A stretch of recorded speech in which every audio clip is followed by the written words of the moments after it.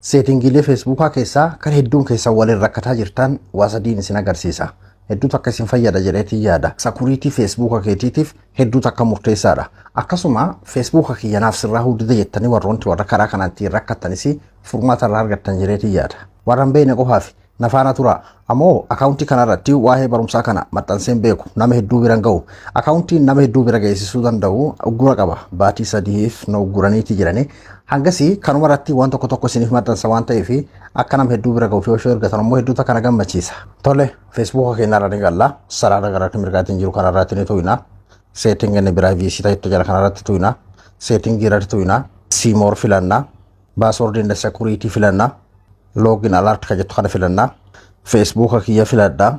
Amma asitti kiyya waa lama naaf jechuudha. Beeksistuu kan notification karaa appii Facebookaatiin na beeksisuu fi akkasuma karaa emailaatiin naaf jechuudha. Warri bakka kanatti gartee kiyya emaila naaf fiduttan warra lakkoofsaan banatan isin fiduu dhabuu danda'a. Yoomiyyuu Facebookni lakkoofsaan baname seera guutuu hin qabu kan akkasitti hubachuu qabdan. Asirratti raayitiin irra jiraatuu qaba email irrallee akkasuma application irrallee jechuudha.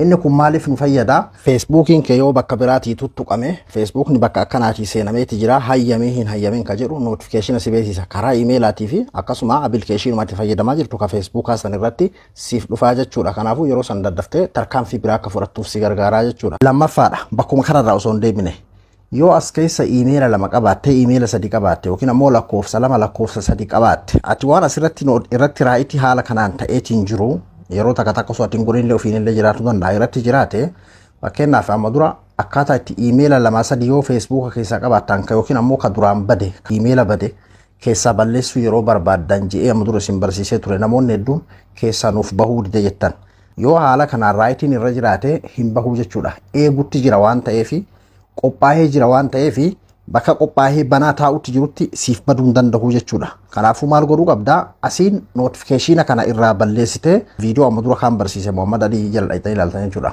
If keessaa remuuf goota jechuudha. Emaila isaa ta'u lakkoofsallee haa ta'u jechuudha. Wanti keessaa remuuf si ta'uu diduuf inni tokko karaan biraallee jira. Asitti waan irratti raayitiin kun ta'ee jiruuf jechuudha. Tolaayyee sadaffaadha. Messenjera keenyarra galla. Sarara ka bitaatiin jiru mataa gubbaa kanarratti tuyna. Setting irratti tuyna. Xiqqashu jala kanarraa ol harkifna jechuudha. Ishii tanarratti tuyna. Privacy and safety tanarratti tuyna. End to end encrypted chat tanarratti tuqna. Security alert irratti tuqna.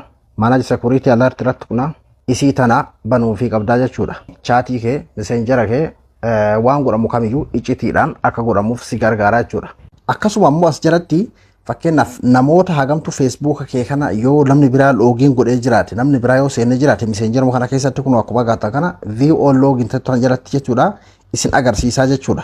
Fakkeenyaaf amma yeroo irratti gadi tuqee kanneen tunaaf dhufe jechuudha. Kanuma ani login godheedha bakka adda addaattis haa ta'u kompiitara irratti haa ta'u bilbila irrattis haa ta'u akkasuma biroozara irratti illee login goote haala kanaan si fiduu danda'a jechuudha. Kanaafuu as keessaa sochii haaraa yoo jiraate as keessaa argattaa jechuudha. Kan barbaaddu keessaa log out godhuu dandeessaa jechuudha. Facebookaa yoo haala kanaan eeggatteetiin jiraatte haa kana jalaa ta'ee wayi namni seenee jiraate namni keessa jiraatuun oolu Facebookaa kiyya kana shakkee namoota tokko akkas jedhantu jiraachuudha. Haala kanaan wal qixxeeffattee eenyu akka seenesi akkasuma ka seename sun hoomee kamtu keessa jira bilbila kamtu keessa jira kompiitara kamtu keessa jira san laalteef irraa bifa kanaan shakkii tokko alatti jiraatuu dandeessaa jechuudha. Akka irraa gammaddan abdiin qaba. Akka qophii biraatti walitti deebinutti nagayaan naa tura.